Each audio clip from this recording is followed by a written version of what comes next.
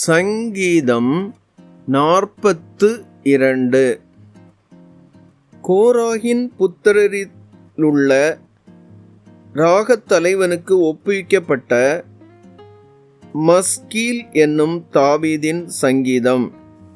மானானது நீரோடைகளை வாஞ்சித்து கதறுவது போல, தேவனே, என் ஆத்துமா உம்மை வாஞ்சித்து கதறுகிறது. என் ஆத்துமா தேவன் மேல், ஜீவனுள்ள தேவன் மேலேயே தாகமாய் இருக்கிறது. நான் எப்பொழுது தேவனுடைய சந்நிதியில் வந்து நிற்பேன்?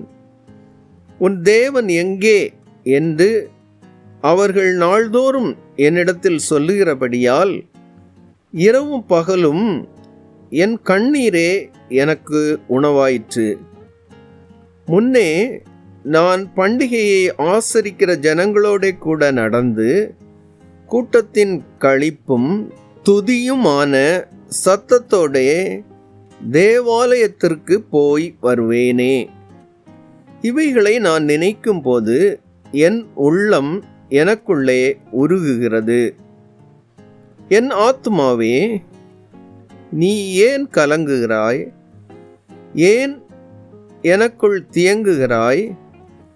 தேவனை நோக்கி காத்திரு.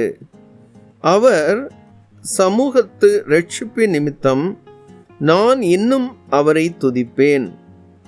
என் தேவனே, என் ஆத்துமா எனக்குள் கலங்குகிறது.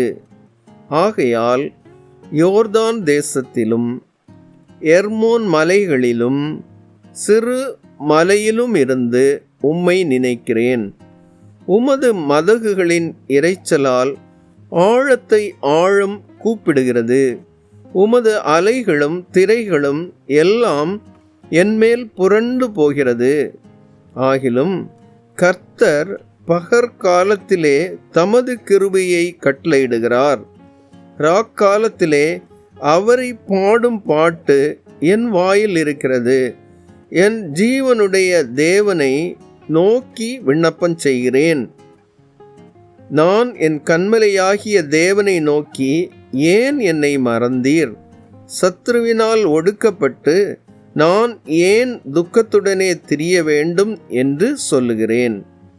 உன் தேவன் எங்கே என்று என் சத்துருக்கள் நாள்தோறும் என்னோடே சொல்லி என்னை நிந்திப்பது என் எலும்புகளை உருவ குத்துகிறது போல் இருக்கிறது.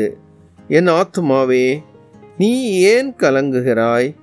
ஏன் எனக்குள் தியங்குகிறாய்? தேவனை நோக்கி காத்திரு.